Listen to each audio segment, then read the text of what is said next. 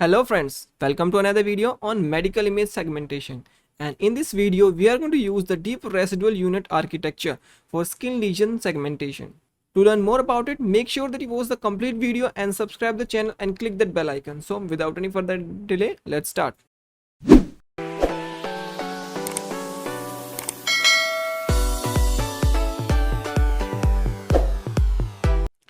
We start by taking a look at the dataset which we are going to use. So here is the ISEC 2018 dataset in which we have images and the ground truth mask. So this is the training dataset and we are going to split it. Okay, so let's take a look at the few images. Okay, so you can see these are few sample images. Okay, so these are in various shapes, sizes and color. So they are different in nature, not every image is same. So this is for skin lesion images and their respective annotated masks are these. So these are manually annotated by experts. Okay, so you can see these, some maps are detailed, some maps are little coarse like these. So the data set is really good and it's really large, so we don't need to apply data augmentation. But you still feel you want to increase result and have more data, you can apply data augmentation. You can check the description for how to apply data augmentation for semantic segmentation. So just check the description for those videos. Now we're going to take a look at the paper, that is deep residual unit. So this paper is basically, it has two things. The architecture, that is deep residual unit, has two things. First is the deep residual learning, and second is the unit architecture. So it combined both the feature together and create new architecture and named it deep residual unit or rest unit. So let's take a look at the diagram. So you can see in figure 1, the A figure here. This is the original, the 3x3 convolution block which is using unit, and it is replaced by this residual block. So you can see the B, residual unit with identity mapping used in the proposed res unit. So this residual unit is used in this entire res unit architecture. So this is the figure 2, that is the block diagram for the res unit architecture, and we are going to use this diagram to build the architecture. So let's move to the architecture part. Now we are going to build the architecture in the TensorFlow. So let's start. So first we are going to import all the layers. Let me just zoom it. Okay, so these are all the layers we required: convolution layer, batch normalization, activation, max pooling, upsampling, concatenation, input, and zero padding, and all other things we need. And here we have the model class. Okay, so first let's start. Let's say build res unit. Okay, so you take the input shape. So first we need to define the input layer. So let's define the input layer first. Inputs is equals to input layer, and it takes shape as the parameter. Okay, so we have the input layer. Now let's start moving to the diagram. So you can see first we have a convolution layer, then batch normalization, then ReLU, then again a convolution, and then a not skip connection, the identity mapping, or this identity mapping is basically a 1x1 convolution. Okay, so here if you look at this entire diagram, we can see two things are there which are common, that is batch normalization followed by ReLU. It's everywhere, batch normalization followed by ReLU. So let's just do one thing, create a simple block with name batch normalization and ReLU, so that we don't have to repeat this thing every time. Okay, so let's go above and build a function called batch norm underscore ReLU.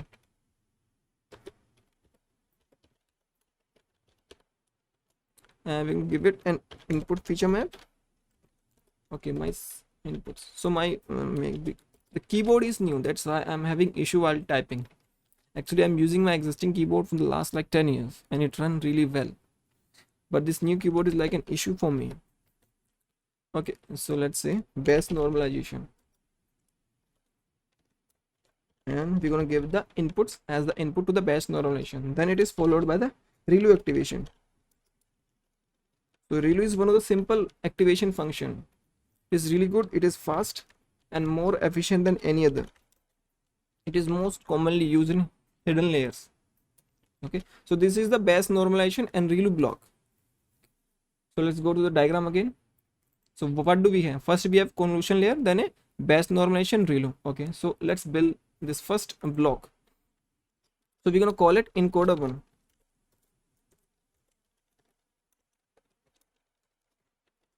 So let's say x is equals to conv 2d. Okay, so we also need number of filters. So let's go to below. Okay, you can see the table one. This is the basically the entire architecture in a table form. So the shape start with 224, but here we're going to take a different shape. And you can see number of filters start with 64, then it doubles till the bridge, and after which start decreasing. Okay, so we're going to start with 64. 64 as the initial number of channels, and kernel size is 3 by 3, and padding is equals to same. Okay, and stride is 1. We're gonna give inputs. Next is x batch norm relu. We're gonna give the output of convolution layer as the input to the batch norm relu block. Okay. Next again we have a convolution layer. Let me copy it, and the input would be output of the batch norm relu block. Okay, so this is complete now. Next we need this identity mapping. Okay, let's go through the diagram. So you can see here we have addition. So this is just identity mapping. So we need this identity mapping, that is one by one convolution. So let's do this. So we do this because the input here, the input is inputs, and it has 3 channels, and this x has 64 channels. So we cannot add these things. So to make sure we properly add them, they need to have same number of filters. So that's why we use this as refer to as shortcut connection. So we use one by one convolution. So here we're going to say 64 as the number of channel, 1 as the kernel size, and padding equals to same, and stride is also going to be 1. Okay, so it take inputs as the input for this one by one convolution layer. So s basically here refer to shortcut, and x refer to a regular output. So we're going to say s1 is equals to x plus s. Okay, sorry for that. Okay, so s1, why I name it s1? So s1 node means like shortcut connection here. Like if s is for any convolution layer, then it means shortcut, and if it's like number, it means skip connection. So let me go to the diagram.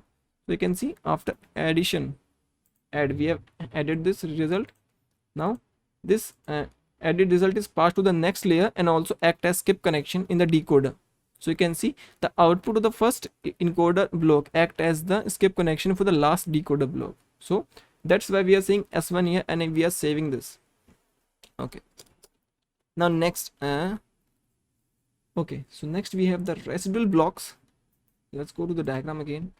So you can see, so this is the residual block. So let's build this residual block also. Next we're going to build this, and the one thing here we have to note is that, let me go to the table again. So here we can see no max pooling operation is there. So how they reduce the spatial dimension, that is height and width, from 224 by 224 to 112 by 112. So for that they use skip connection. Okay, not skip connection, I'm sorry, they use stride value of 2. So stride value 2 basically means the resolution, the height and width would be decreased by 2.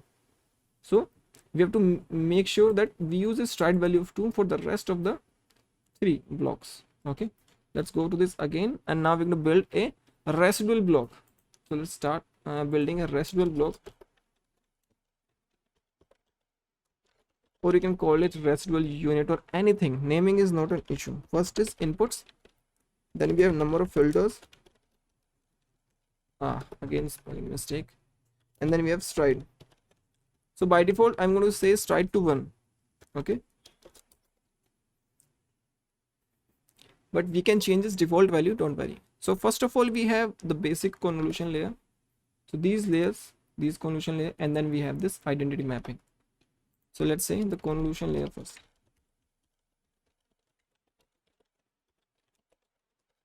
Okay, so first it is followed by the batch normalization and a convolution, and again the same thing repeats. Batch norm inputs. Okay, and if you feel I'm wrong anything, then please comment below. It's not an issue. I make sure that I change the video and change the code accordingly. And if you still have any query like about the coding and anything like training, with you want any tutorial for me to build or upload, then please comment below, and also follow me on my social media. So this is convolution layer, then number of filters, and 3x3 kernel. Now here padding is going to be same. Okay, now here we need to provide a stride of 2. Stride is equals to 2, but stride would be saved here. We're going to change the value of stride here. Okay, and input would be the output of base normalization and ReLU block.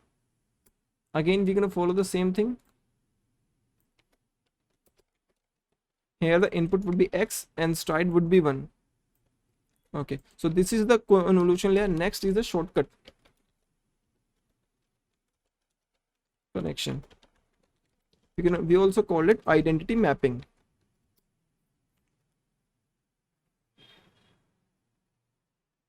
Okay, so let's say S equals to con 2D number of filters. Okay, and kernel size is 1 by 1. Padding equals to same. Okay, then stride would be strides, the value provided as the argument of the residual block function.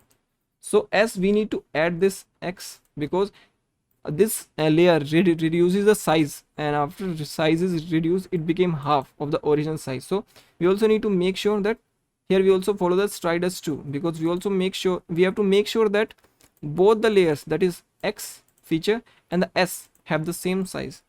And we will use inputs. Okay, now they both have same size, like s and x have both same size, so we can add them. So we can say x is equals to x plus s. Okay, and then we're going to return the x. Okay, so till now I think it's really simple and it's okay. Let's move to the diagram. Here you can see the 3 blocks, 1 2 2 for the encoding and 1 for the bridge. They're basically same. And let's move toward it. I basically found one mistake. I don't know it's a mistake, but if you can see both the encoder block, like this residual block, this residual block, they have an identity mapping arrow. Okay, they have everywhere we have, but in the bridge we don't have, and they still have this addition here. I don't know why. So please check this out. I don't know whether it's an issue or anything else. I don't know. I'm going to add the identity mapping, because addition is written here and the architecture is like deep residual unit, so I cannot forget to add this arrow here. I think they have left it by mistake, or it's like the feature, they say it's a feature. Okay, so now let's follow the encoder 2 and 3.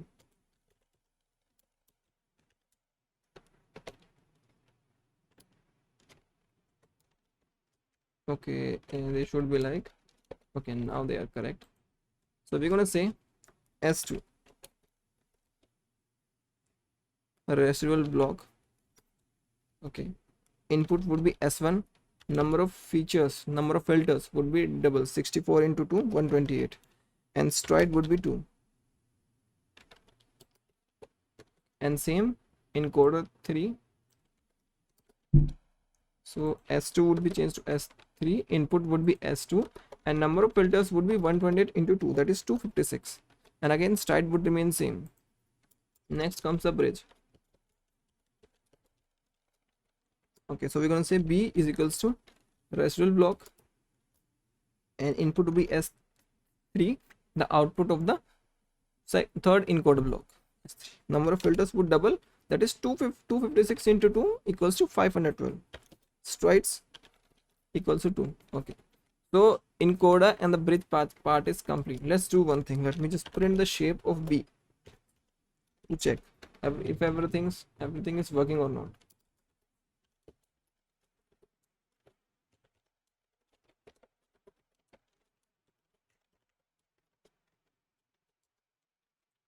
So we have build res unit. Let's say the shape is like, what do we say?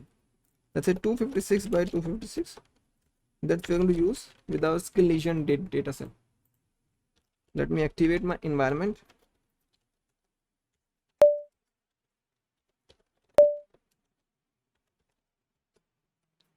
Okay, so these are TensorFlow. Okay, you can see size is 32 by 32 by 500. So we can see not any issue here. These are TensorFlow messages.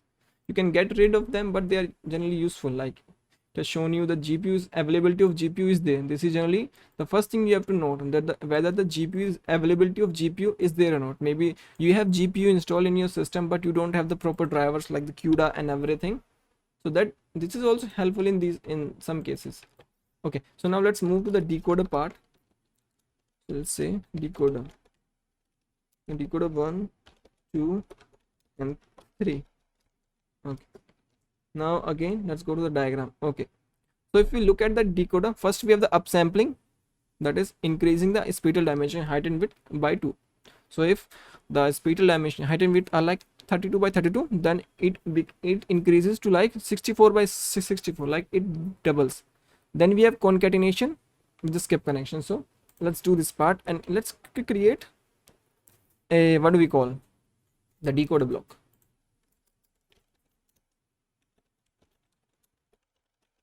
Okay, so we have this decoder block and its input would be the previous layer feature map, second skip connection used during the concatenation, skip features, and the last is number of filters. Dude, in the decoder, the number of filters reduces by half. Okay, first is upsampling. So upsampling doubles and its input would be the previous layer feature map. Okay, next is concatenation. Concatenate. Okay, so I'm going to say x comma skip features. So this is the concatenation. Okay, I'm going to call it, let's say, decoder block, and input would be B and skip connection would be S3 and number of filters would be 256, that is half of 512. So during concatenation you have to make sure that the size of the upsample feature map and skip connection are same. So you can also print them before adding or not adding the concatenating. So these two, X and skip connection, should have same height and width. Their number of channel can be different. Okay, so let's do that and do this and also print the shape of X after this. Okay, let me open my terminal, run it again. Okay, so you can see the previous layer feature map 64 by 64 by 512 and the skip connection 64 by 64 256. So you can see it added up to 64 by 64 to 716. So number of filters can be different, but the height and width value should remain same. Okay. This means we are moving in the right direction. And let me just remove this print statements. Okay, now let's go to the rest of the diagram. So okay, so in the rest you can see it is followed by the the residual block and 3 decoder block are there. Okay, so you can say X is equals to residual block, and here the stride value would be 1. So X is the input, that is previous feature map, that is concatenated feature map. Here the stride would be default value, but still we're going to specify 1. Okay, and we're going to return X. Okay, so we're going to say D1 this, then second decoder block D2 equals to decoder block, its input would be D1, skip connection S2, and number of filters is 128. D3 decoder block, input would be D2, skip connection S1, and number of filters 64. So now we have reached the original input shape. Okay, the number of filters won't be the same, would be different, but the necessary thing is that we should have the same at the D3 output the shape as the input. Like if input is like 256 by 256, the shape of the D3 would be like height and width, especially 256 by 256. Okay, so let's run this and check the shape. Okay, so you can see we have reached the shape of 256 by 256, that is the original shape we have given as the for the input. Next follows a 1 by 1 co-convolution layer followed by a sigmoid activation, as we are going for the binary segmentation. So we can say classifier. Okay, or you can say the output layer, outputs.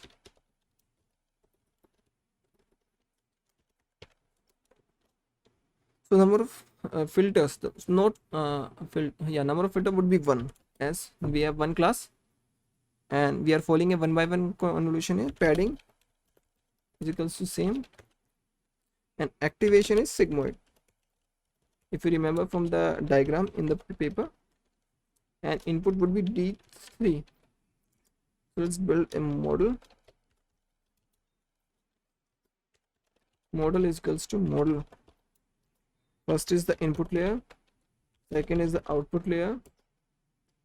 Okay, so this is done. Now we can return the model. Okay, we have written the model. Now we're gonna check it here, print its summary, and see if it is working correctly or not. I hope it would work without an issue. Okay, so you can see the entire summary of this architecture. The input started with 256 by 256. It passes through various encoder layer, the bridge, and then decoder, where it upsamples and increase to the original shape. Okay, then at last it is followed by one convolution layer with sigmoid activation. Okay, we are using sigmoid because we have one class and we are going for a binary segmentation. If you have multiple classes, like more than one, in the last classifier layer you should specify here the number of classes, and activation would be softmax. Maybe there are some cases where you have multiple classes but activation would be sigmoid when the classes are independent of each other. Okay, so this is all about the REST unit architecture. We have built it completely. If you still have any issue in this part, you can comment below and I will hopefully answer all your queries or you can message me on my social media. Just make sure that you follow me on all my social media. You can follow me anywhere. I am available everywhere. Okay, and also like the video if you're still there. This means you enjoy the content. Okay, so now the architecture part is complete. You can say that we have built this entire architecture. Now comes the training part. Okay, so let's move to our training file, and before that let me show you these two matrices, these three matrices. I don't write these code. These are just simple IOU, basically refer to intersection over union. This is dice coefficient and this is dice loss. So dice loss is basically 1 minus dice coefficient. So we're going to use dice loss and these two as the matrices to measure the performance of our model. Okay, so now let's move to the training part. Okay, so training is not that much hard. It's really simple. You're gonna get it. So these are all the libraries which we want to import. So let's begin with starting. So here's the operating system.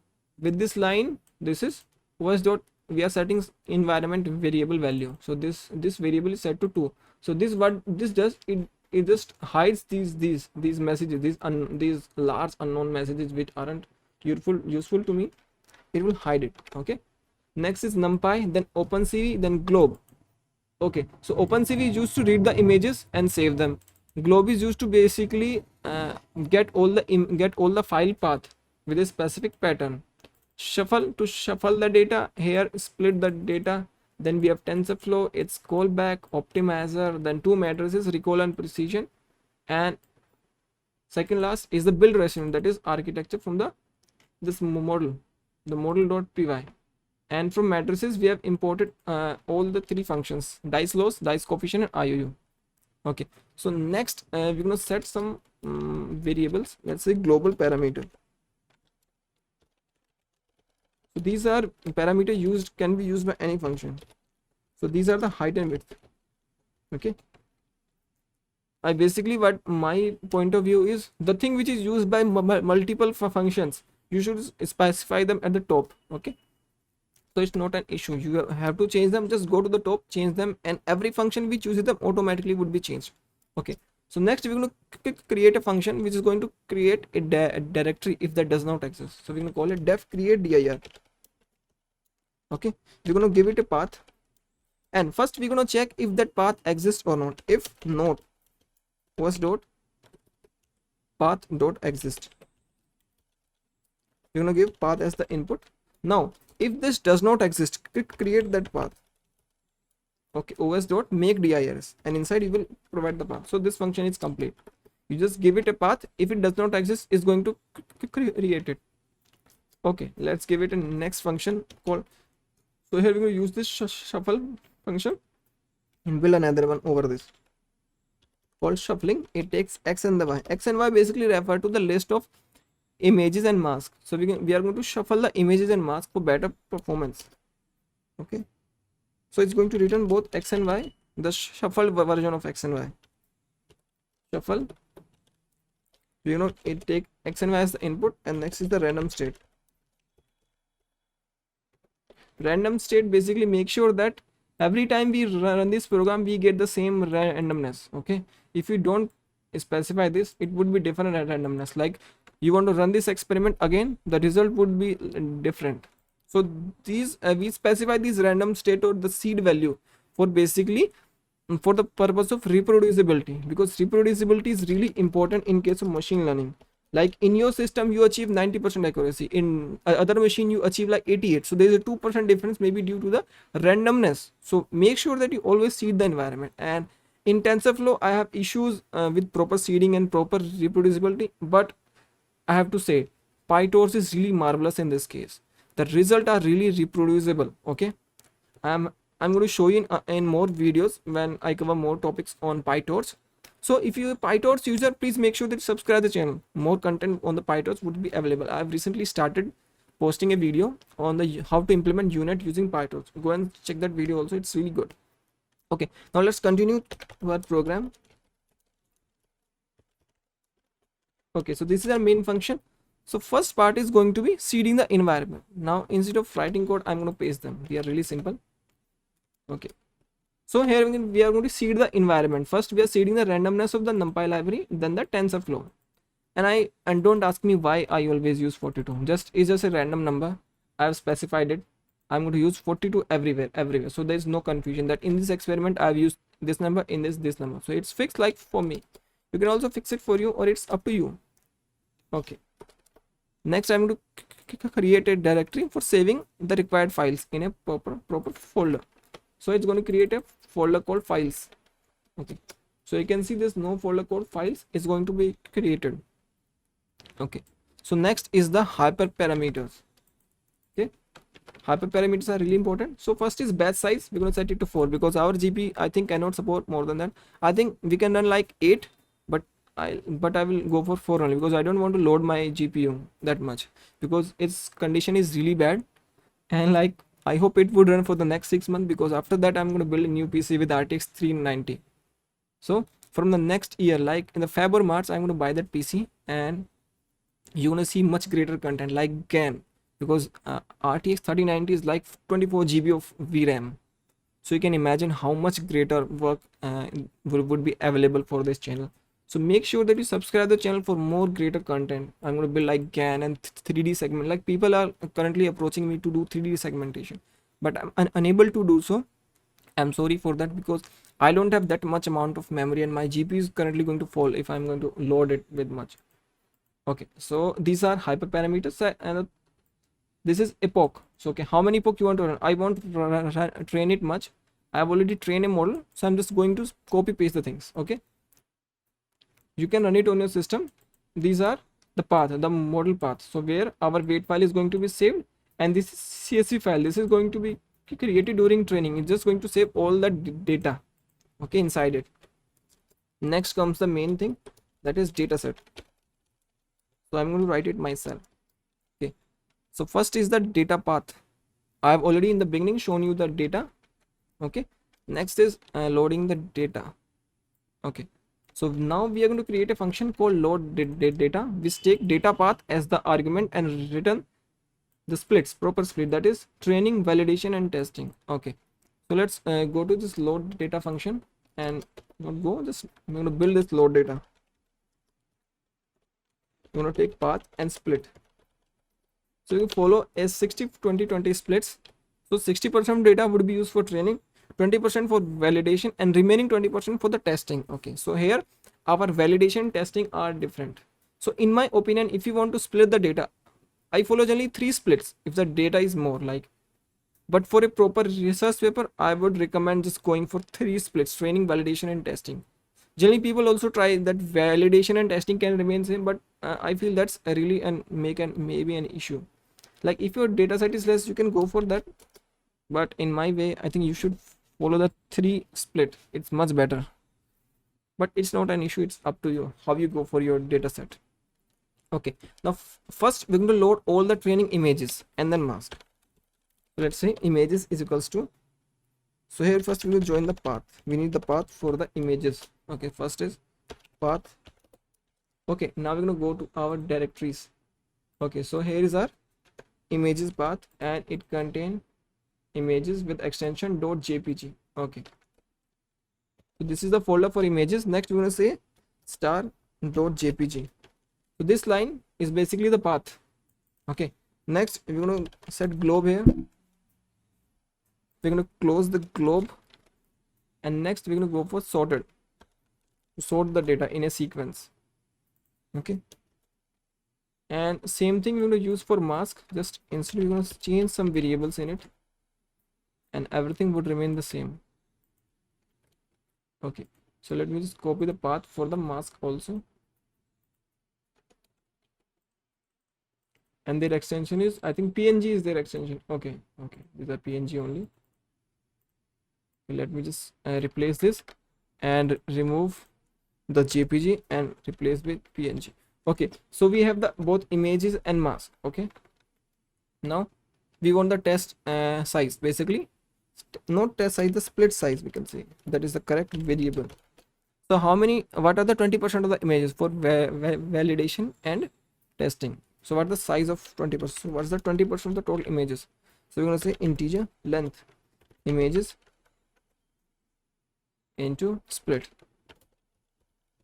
Okay, so next we're going to split the data. We're going to say train x and valid y. So first of all we're going to take this total amount of data, images and mask, and split it in two parts, like 80 to 20. The first 80% is like training, and that's the remaining 20% like validation. And then we're going to again split the training into like 60% training and 20% testing. So that's how it's going to follow. And then we're going to use the train test split function from sklearn library. We take images, and second is test size, and we name it split size.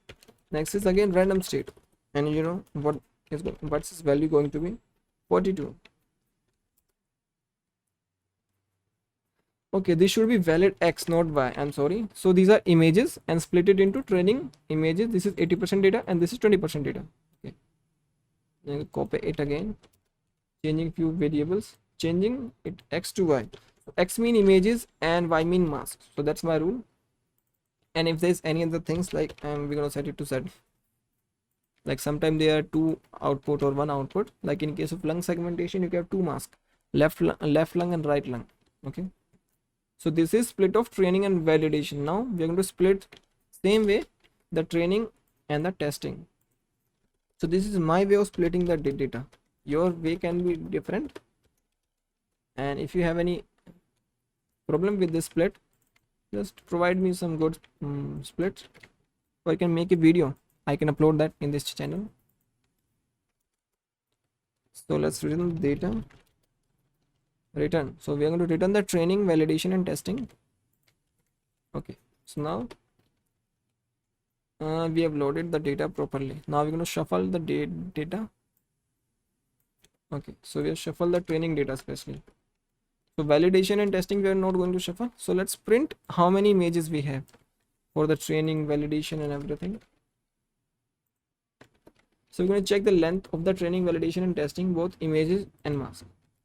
So now we can run this program, python train. Okay, masks, there's an issue with that, and let's see. So it is mask, it's not masks. Okay, I'll just change it and let's run it now. Again there's some issue. What is this? Okay, we haven't written the x and y. This is like a really silly mistake I make. Okay, so you can see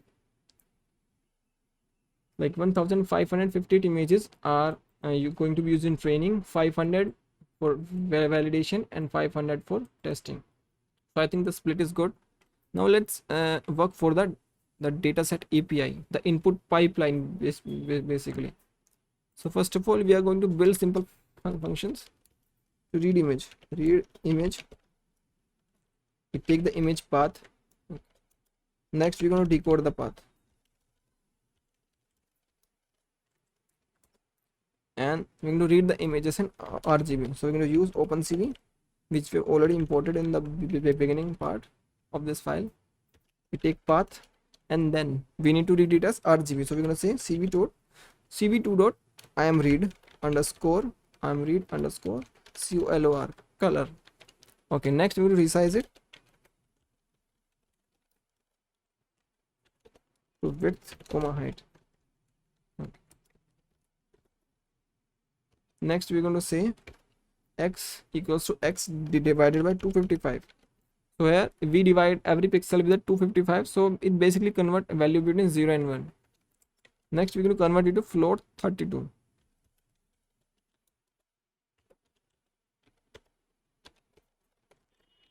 Okay, then we're going to return the x. Next function is going to read the mask. Okay, we'll take path also. Okay, some line of code, I think we can copy them all and we can change them appropriately. Okay, we are going to read as a grayscale, so we're going to change imread color to grayscale. Okay, then we are going to resize it. It's correct. We're going to normalize it, correct, and at last here we're going to expand its dimension on the last axis. Okay, so we have read the mask. Now I'm going to create another folder called tf-parse x comma y. Okay, so here x comma y is basically the path of image path and the mask path. It's not a list. Okay,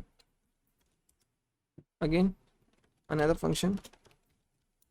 Again it's going to take image path and mask path. So we're going to say x is equals to, now we're going to use these two functions, read image and read mask. So we're going to say read image providing x and y equals to read mask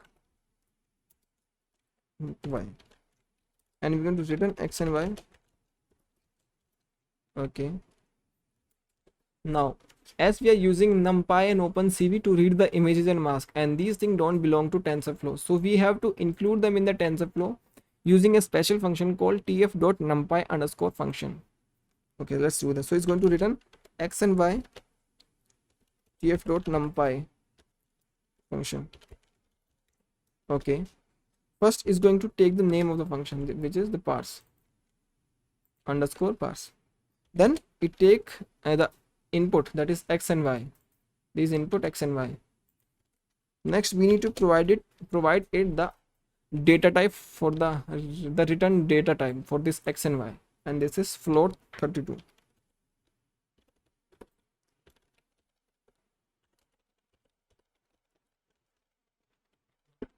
Okay, so we have the x and y. Now we need to set the shape. X dot set shape. Their shape is like height, width. An image have 3 channels and the mask has 1. Height, width, and channel for the mask is 1. Now we're going to return x and y. Okay, now it's time for the main function, that is tf underscore dataset. If you're watching my other videos, then you would know this procedure is basically repeating, but if you are new, then it's okay. So x and y here are the list, so you can say capital X and capital Y. Next is the batch size. Let's set a default value of 4. Okay, we're gonna say data set, 1s is there. Dataset is equals to tf dot data dot dataset, and then from tensor slices. Okay, now we need to give it the list of images and mask path. So here you can see we have built these 3 functions which are going to be used now. Okay, so we're going to use them. Dataset is equals to dataset. Okay, so here we're going to use the map function, and inside map function we're going to name the function tf-parse. Okay, so you can say inside tf-parse we have the function So here we have used the tf parse function. Inside tf parse we have the underscore parse, and inside underscore parse we have read image and read mask. So all these functions are used inside them inside. Okay. Next we need to set the batch size for the dataset API. We're gonna say batch size. Next we're gonna say prefetch. So this prefetch is basically we load some data set, some batches of data set in advance, let's say 10, and this really makes the pipeline more efficient as we compare it to like directly loading the complete data in RAM. That's not going to be an option, because like you have we have like 1500 images, okay, for the training, and you cannot load 1500 images in your 16 GB or 32 GB RAM. Maybe you load them, but then your system is going to be really slow. So it's better to load just a batches, some batches, okay, and one is like in training and rest are in pipe queue. That's going to be a more efficient way. Okay, so let's create the input pipeline. So we're gonna say training dataset equals to tf underscore dataset train x, then train y, and then the batch size. Okay, same is like valid dataset tf dot dataset. We're gonna say valid x, valid y, then batch size. Okay, now train steps. Train steps basically mean how many the number of training batches. So if like you have 1500 images and your batch size is 4, so how many batches would be there? So this is like length of training data. And now valid steps is length of validation data. Okay, so that is done. Now it's time for the model which we have built initially at the starting of this video, and that time that like part is really big. So we're going to say model build ResVNet. We're going to provide it height, width, and number of channels as 3. Next, let's compile the model. So first is loss. We're going to use the dice loss. Okay, optimizer Adam. So Adam is my like favorite and default optimizer with 1e minus 4 as the learning rate. Next is the matrices. So let's create a variable for them, name matrices, and inside matrices we're going to say dice coefficient, IOU, recall, and precision. Okay. Okay, now let's so now we are going to start the training. Basically, let's now write the value for the callback. So these are the callbacks. First is model checkpoint. It's basically used to save the await file, okay, in the form of h5 format, and here we have the model path which we have specified in the hyperparameter. So here is going to save the file in the files folder with the name of model.h5. Next is reduce alarm plateau. It basically monitor a metric like validation loss here, and it increases the decreases the learning rate with a factor of 0.1 if like for continuous 5 epoch the validation loss does not reduce, and it cannot go below the min LR value, that is 1e minus 7.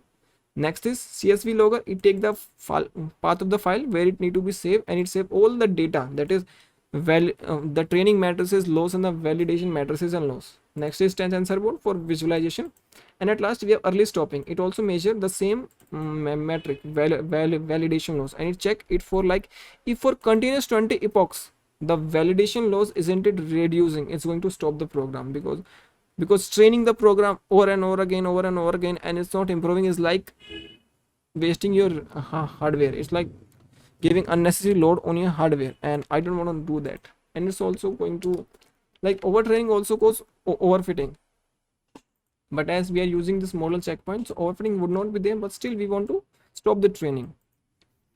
Okay, so here's the last model.fit function. Okay, first we provide the training data set, then number of epoch, then validation data, then training steps, then in the validation step we have the valid step, and finally the callback and shuffle is set to false, or you can just remove it. It's up to you what you want to set it. Now we can start the training. So let's see how much time it take. for the training.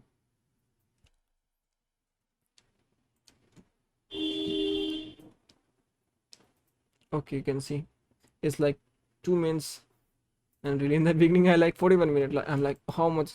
I'm not going to wait for that much amount of time. So let me just stop it and directly copy the values. Like, let me close this folder, or here we have this. So inside this folder, let's just copy these two files and remove this data file. Okay, so this is the train weight file, like 10 epoch. I think I've trained it. So inside this, so here in this file we have the epochs, then dice coefficient, IOU, loss, learning rate, precision, recall. These are for the training. Okay, and the same matrices for the validation also. So using these scores, you can plot the graph, you can create different things, you can have a proper visualization. It's just for recording purpose. Okay, you can also have the TensorFlow logs, you can also go for that, but I prefer to save in this CSV file because I want to have access to the raw data. Okay, so now we can say the training is complete. Basically we have the train weight file. The final step is evaluation. Okay, so evaluation is important. So let me just import all the files. Okay, then we have our global parameter, the height and width. Let's set them. Okay, I think this is not that much important to say. So here the one different thing is custom object scope. As we are using like the dice loss, dice coefficient, IO, which are not inside the TensorFlow, and we have used them during training. So we need to use this custom scope object, and we're going to call this function, and then we're going to load our weights. Okay, and next we need one function from this file, which is create dir. You can also import them, but let's import it. Why are we copying it? Create dir. Okay, so next function we need read image and read mask, and we have some changes here. Okay, so this is read image. I hope you understand every line. First we have the path. Okay, and here we are reading the image as RGB, and we are resizing them, and I'm saving this resize images another variable called ORIX. Then we are normalizing it float 32 and expanding its 10 dimension and returning both the original image, ORI basically mean original, and the modified image, that is this normalized image. And same for the mask we have done, just instead of RGB we have the grayscale image. Okay. So now let's go to the main function.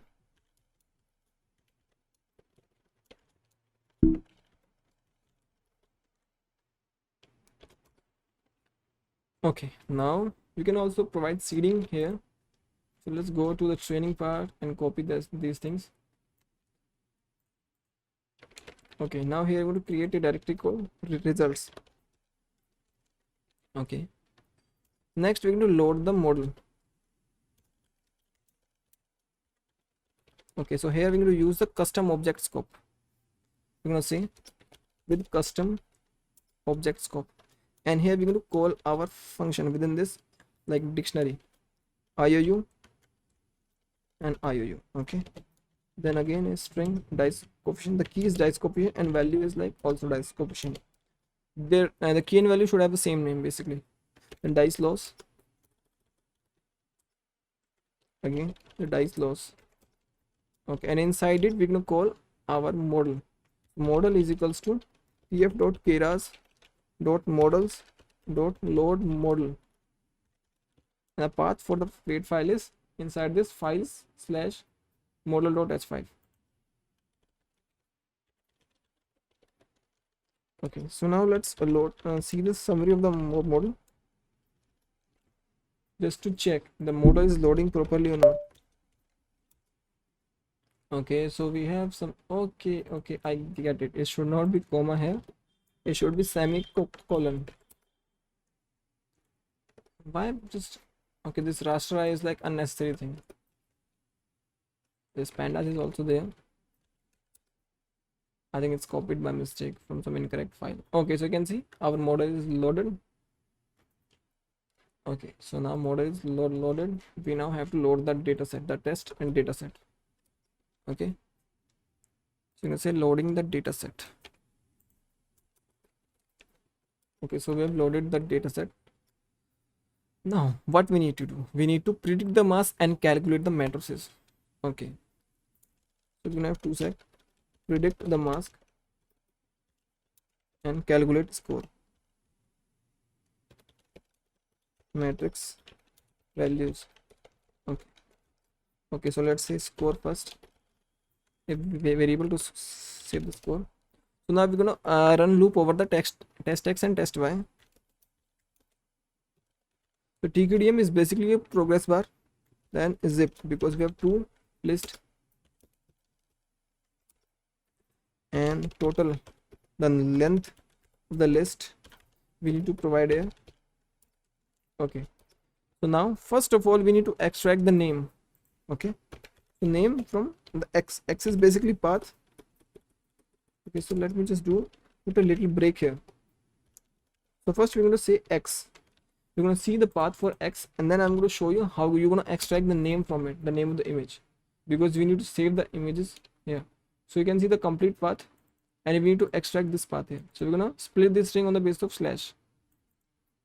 Okay, so let's say the name equals to x dot split and slash. In Windows maybe you have an issue, because in Windows the slash is like different. So make sure that if you are in Windows environment, please do not comment that this is not working. This may be due to this and the path issues. Generally Windows have issue, that's why I've left Windows a lot year ago. And I also prefer you to work on Ubuntu or any Linux environment if you are a programmer. Okay, I feel like Windows is not for like meant for programmers. Okay, so I hope you all enjoyed Windows and it's good. Otherwise just try Ubuntu once or any Linux. It's even really light. You do, and the best thing is that you don't need any antivirus. Okay, so we can say -1 here, and we're gonna print the name. Okay, let's wait for it. Okay, you can see we have the image name with the extension. Okay, so that's good. We have extracted the name properly. Okay, now we're gonna read the image and the mask. Okay, so first we have extracted the name, then we will read the image and mask using the function we have created above.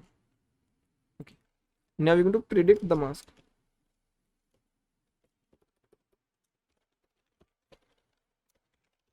Predicting the mask. Okay, so it should be ypred equals to model dot predict. We're gonna give x as input and we're gonna extract, because the batch size is 1, so we're gonna extract the marks from the index 0. Then we're gonna do something awesome. We're gonna squeeze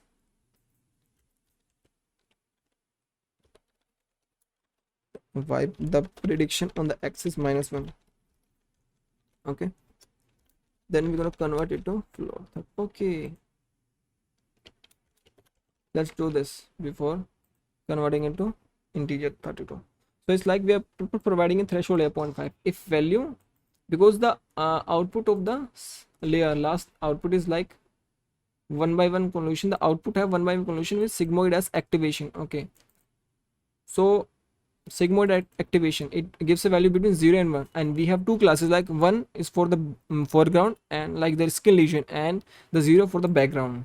Okay, so here we have used a threshold of 0.5. so if value is greater than 0.5, it's 1. If it is less, then we can say it's 0. So we need to convert it into a integer. So we're going to say np.int 32.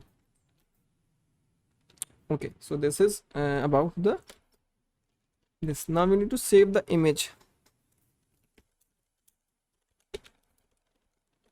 Okay, so first we have save image path. So we're going to save this predicted mask along with the original image and the ground truth.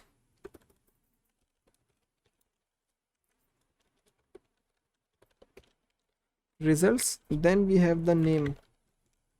Okay, now let's create a function called save results, and what it take. So it takes the original image x and the original y, then prediction, the save image path. Okay, so now let's move to let's now create the function here. So we're going to say def save results. Okay, ORIX, then original y, then y prediction, then save image path. Okay, so we have all the arguments. Okay, so we have three images which we need to save. Original X, that is RGB, just 3 channel. Now here the ORY has 1 channel and Y predict have 1 channel. So we need to make sure that these two also have same number of channel as the original image. So all these arrays should have 3 channels, okay, on the last axis. And these images need to be separated by some line. So we're going to insert a white lines, a 10 pixel white line in between them. So first we're going to create it. So we're going to say np.was height specified above. Okay, so this is a white line now.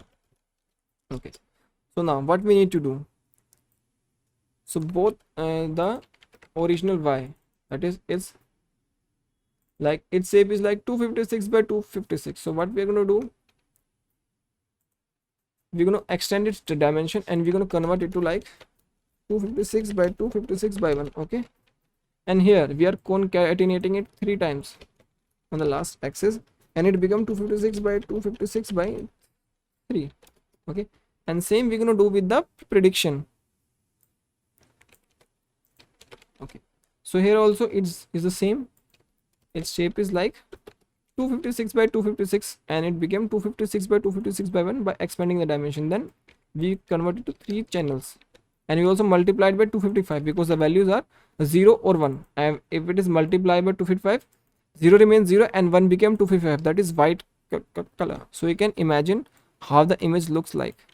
Okay, now I'm going to save the image. Okay, so again we concate the image, original image, then is separated by line, white line, then the ground truth separated by y line, and then the prediction. Then we save these images. Okay, so this function is complete. Now we need to calculate the matrices. Okay, so let's just let me copy these values. Okay, so you can see here we're calculating values. Okay, before that we need to flatten the arrays. I forgot to do this. Okay, so we have the original Y as the ground truth and Y prediction as the prediction. So we are going to flatten those values and put it in these the matrices from imported from sklearn library, that is accuracy, F1, Jacquard, recall, precision. Okay, and here image name should be removed and should be name only. Okay.